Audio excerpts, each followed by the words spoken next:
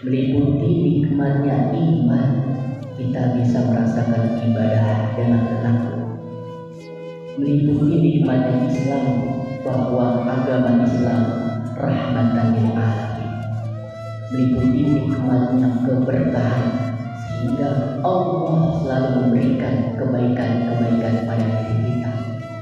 Serta yang paling utama yaitu nikmat sehat walafiat. Sehingga pada siang hari ini kita mampu melangkahkan kaki kita, niat kita untuk melaksanakan rutinitas sholat ibadah berjamaah sholat Jumat di Masjid Al-Muhajirin yang insya Allah diberikan kemuliaan dan rahmat oleh Allah Subhanahu wa Ta'ala. Salawat tercurahkan salam tak luput kita haturkan kepada Nabi besar, Nabi Muhammad, baginda Nabi Muhammad Sallallahu Alaihi Wasallam, beserta keluarganya, sahabatnya, dan kita selaku menjadi umatnya. Mudah-mudahan dengan selalu mengucapkan kalimat namanya, dengan selalu mengucapkan sholawatnya, menjadi wasilah menghantarkan kita mendapatkan syafaat di yaumil akhirat nanti. Amin amin ya rabbal alamin. Hadirin jamaah sidang iman rahimahullah. Khotib berwasiat terkhusus untuk khotib pribadi dan terkhusus untuk para jamaah umum untuk selalu mengingatkan serta meningkatkan kualitas keimanan dan takwa kita kepada Allah Subhanahu wa Ta'ala, menjalankan segala perintah-perintahnya serta menjauhi segala larangan-larangannya. Hadirin jamaah sidang Jumat yang dirahmati oleh Allah Subhanahu wa Ta'ala, alhamdulillah pada kesempatan waktu ini kita harus merenung, berpikir sejenak tentang waktu.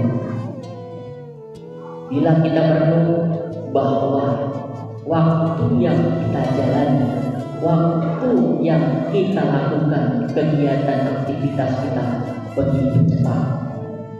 1 tahun seperti 1 bulan, 1 bulan seperti 1 minggu, dan bahkan 1 minggu seperti 1 hari. Waktu begitu cepat, dan maka bulan ini sudah masuk bulan Rajab, yang mana bulan Rajab ini memiliki keutamaan, memiliki keistimewaan untuk kita menggapai rahmat, hidayah, serta ridho oleh Allah Subhanahu wa Ta'ala. Hadirin jamaah sidang Jumat yang dirahmati oleh Allah Subhanahu wa Ta'ala, para ulama selalu menyampaikan doa ketika datangnya bulan Rajab. Doa tersebut mengandung keberkahan, doa tersebut mengandung manfaat untuk kita melihat bulan berganti bulan, tahun berganti tahun. Apa doanya? Allahumma barik lana fi Rajaban wa Sya'ban wa balighna Ramadan. Ya Allah, berikanlah keberkahan di bulan Rajab dan Sya'ban, dan perkenankanlah bisa menyambut bulan Ramadan. Doa tersebut mengandung makna, maka kita sebagai makhluk Allah, makhluk hamba Allah, kita harus mempersiapkan amalan-amalan ibadah kita, amalan-amalan sosial kita untuk mendapatkan kemuliaan di bulan Rajab ataupun bulan Sya'ban dan yang akan datang yaitu bulan Ramadan. Hadirin jamaah sidang Jumat yang dimuliakan oleh Allah Subhanahu wa Ta'ala, Rajab dalam kaidah bahasa Arab di dalam kitab Al-Kunyah Al-Khalili karangan Syekh Abdul Qadir Jalani memiliki makna dan arti dalam kata Rajab, yaitu roh. Roh ini memiliki makna dan arti yaitu rahmat. Maka di bulan Rajab Allah memberikan rahmat-rahmat kepada hamba yang selalu melaksanakan amalan-amalan ibadah serta amalan-amalan sunnahnya. Kemudian ada kata jin. Jin ini dalam kaidah usul bahasa Arab dalam kitab tersebut mengandung makna dan arti, yaitu kedermawanan. Maka di bulan Rajab ini kita dianjurkan untuk melakukan sedekah, untuk menyisihkan sebagian harta kita kepada anak yatim, kepada orang-orang yang kurang mampu. Untuk apa? Untuk menggapai rahmat dan kemuliaan kepada Allah Subhanahu wa Ta'ala, terutama di bulan Rajab. Kemudian yang terakhir ada kata ba. Ba ini memiliki makna dan arti, yaitu keberkahan.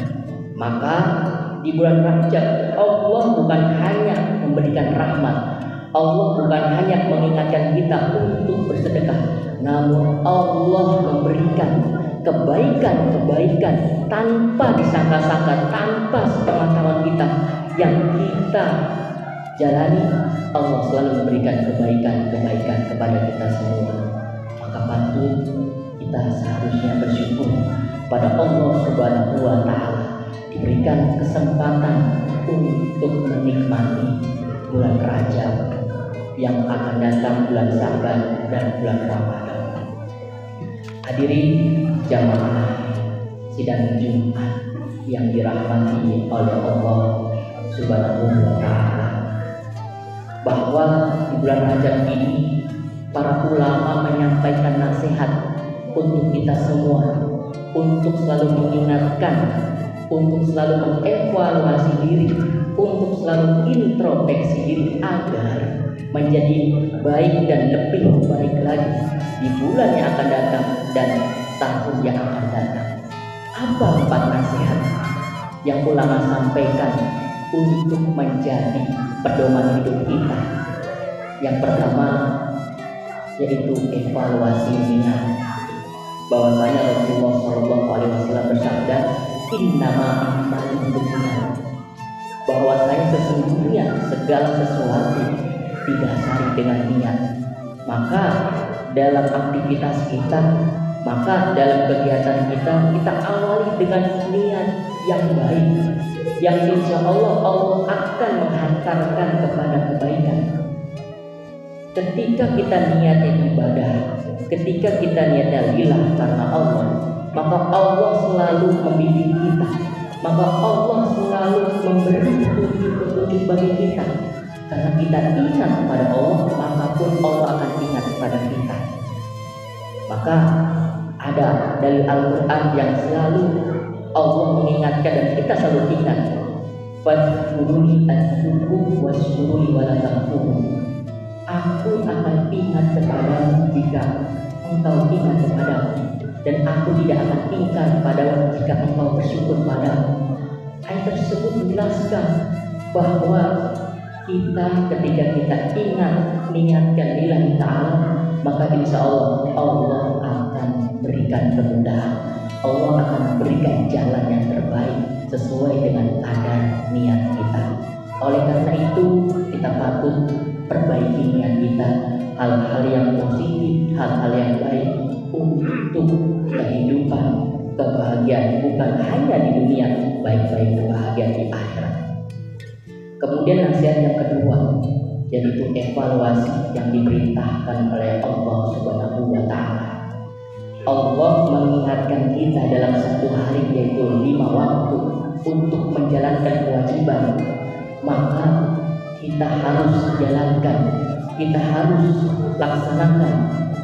Rasulullah SAW bersabda, barang siapa yang memiliki amal dihisab di akhirat yang paling utama yaitu sholatnya, maka kita untuk mempersiapkan bekal kita di akhirat, maka kita harus perbaiki sholat kita agar kita bisa memaksimalkan ibadah-ibadah kita yang Allah ingatkan dalam kewajiban sholat 5 waktu. Hadirin jamaah sidang Jumat rahimahullah. Kemudian nasihat yang ketiga yaitu evaluasi yang dilarang oleh Allah Subhanahu wa taala. Apa yang Allah larang? Yaitu penyakit hati.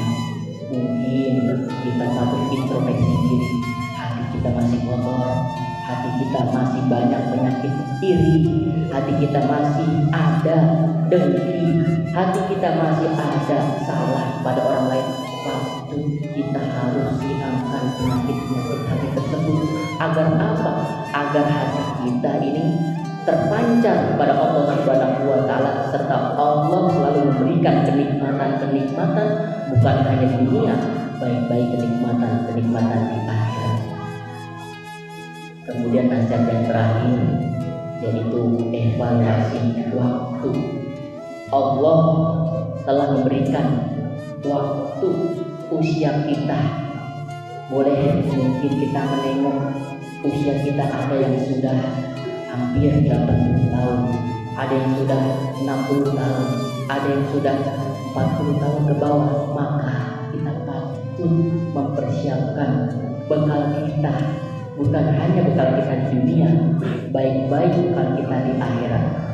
Banyak manusia yang memikirkan bagaimana cara hidup bahagia. Banyak manusia bagaimana cara hidup yang enak. Banyak manusia yang memikirkan bagaimana hidup yang nyaman. Namun manusia patut mempersiapkan bagaimana cara mati yang enak, bagaimana cara pulang yang berkualitas, bagaimana kita wafat dalam keadaan ibadah dan penuh kebermanfaatan bukan hanya diri kita, tapi di sekeliling kita.